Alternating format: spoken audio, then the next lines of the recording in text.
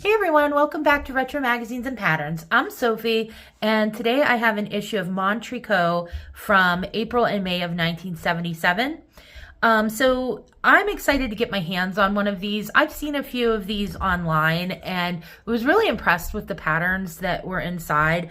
So I have not looked in this particular issue yet. So everything that you guys are seeing, I'm seeing for the first time together. So we're going to kind of go ahead and explore this together.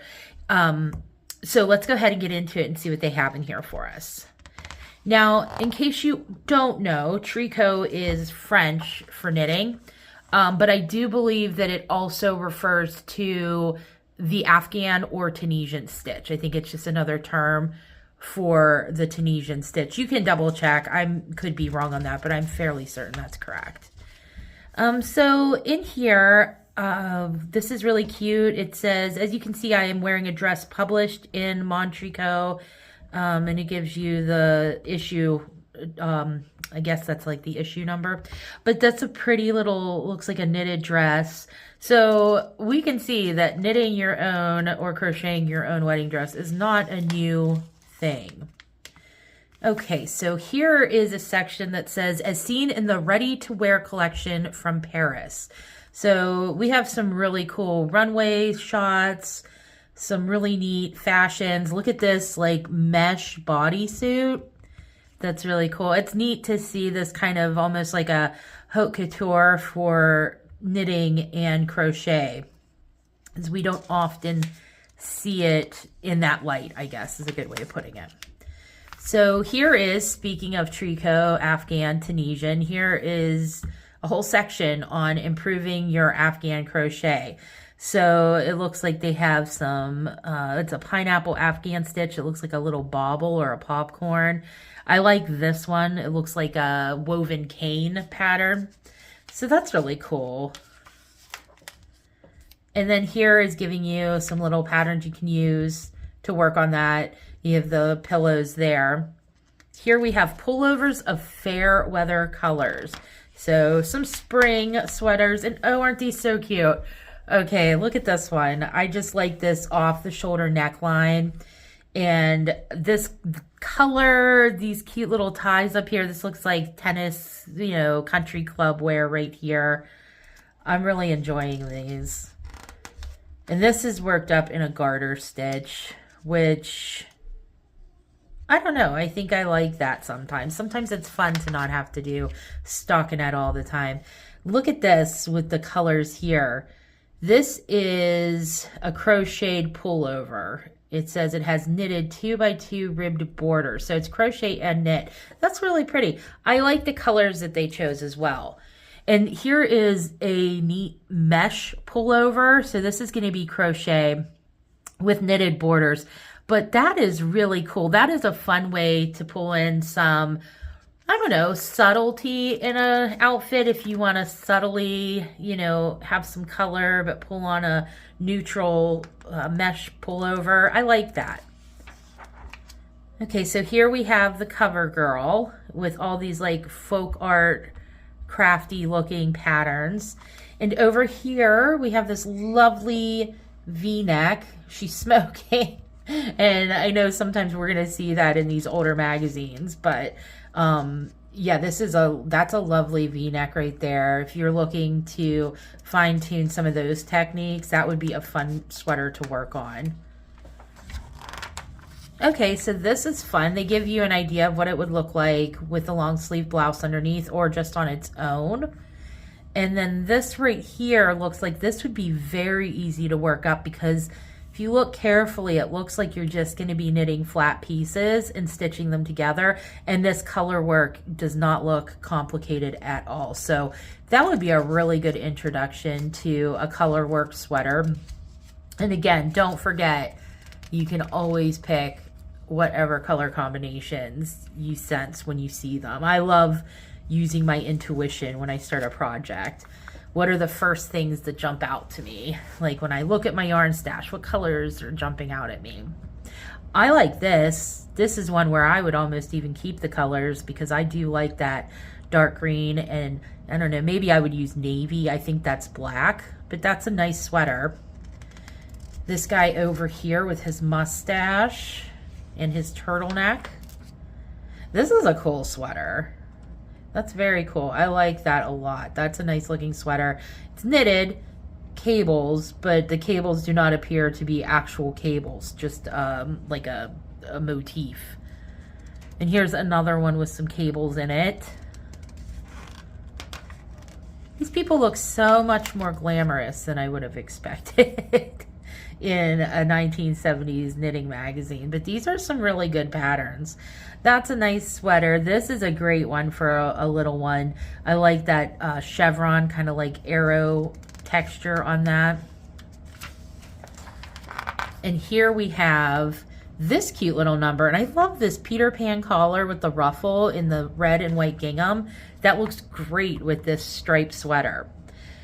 So this looks like it's going to be a little bit like those Needlecraft for Today magazines, where they're going to give us some pictures up front and in the back, and in the middle we're going to find the instructions. So I'm just going to flip through this somewhat slowly. I don't know if you'll be able to read all the instructions, but I'll try and keep it slow so you can look if there's anything that you're interested in making. Okay, so here is that fun one that I said looked very country club. And there's the crochet like granny squares and the mesh pullover. I had originally envisioned making all of the patterns available on a Patreon for anybody who is interested. But I'm not sure if that's going to be the best way to go. Okay, here we have some stitch guide section. Always important to know where that is. It takes a lot of work to scan all of these individual patterns. So here are some more, because they had all of those great spring sweaters. And spring can be such a tricky time of year, but like a light sweater is just perfect. You can't go wrong with a light sweater in the spring, because you wake up, it's chilly, and by lunchtime it's really super warm, and then by the time you get home it is chilly again. So it's always nice to have some options and some layers. Okay, so we have some more of the cabled sweaters, the men's sweater over here. And then we have, let's see, so we have the little boy sweater with that like chevron pattern. And then here's that gingham Peter Pan collar with that striped sweater. So over here, I think we're getting into some of the ones that we haven't seen the images for yet. So looks like we do have some more children's. There's a tailored collar jacket.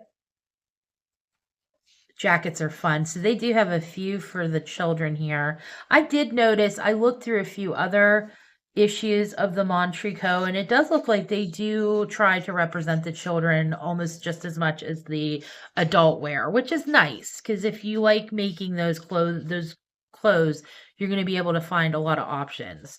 So here is a crocheted sweater for a little girl. That's a really pretty one. This says right across, super easy crochet. So that's a great beginner piece. And if you're looking for a cute sweater for a little one, you should start there. Oh, that's cute. I love the colors on that. That has a big 1940s vibe to me.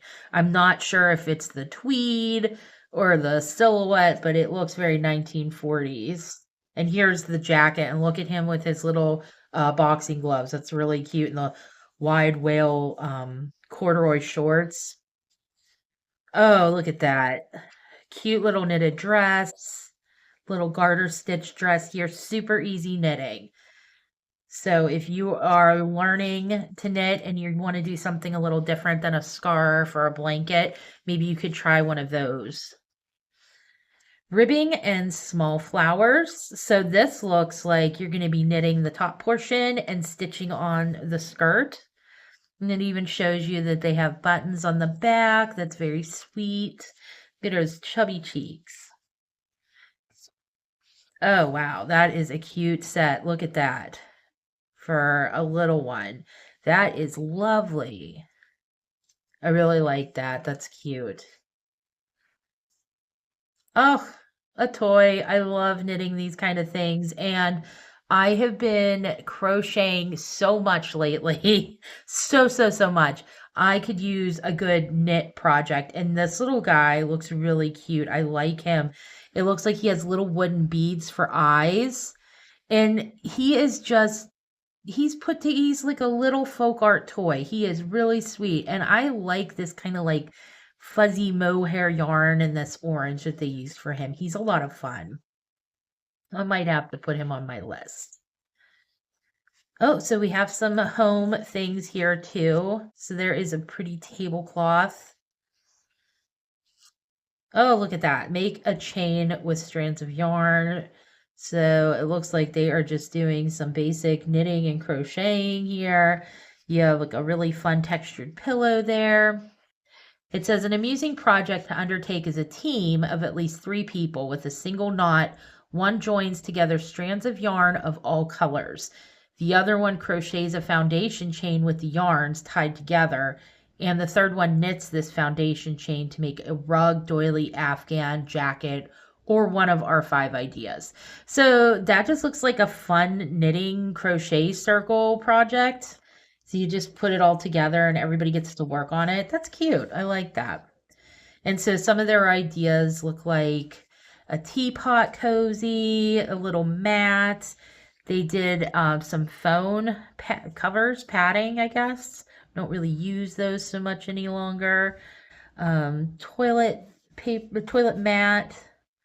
What is this? A cotton ball cardboard box. So you just cover that and you can hide all of your cotton balls in there. That's cute. I love the creativity you see with these. Romantic chairs. So look at these beautiful needlepoint projects here. So I love this like Mediterranean style one. That's really pretty. And this is beautiful too. Who doesn't love a pretty bird on anything? Just put a bird on it, right?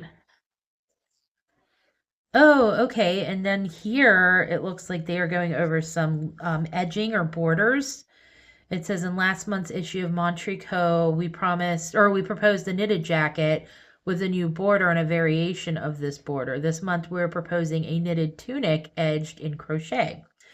So that is a nice knitted tunic, and then you have these really great, that's actually really nice.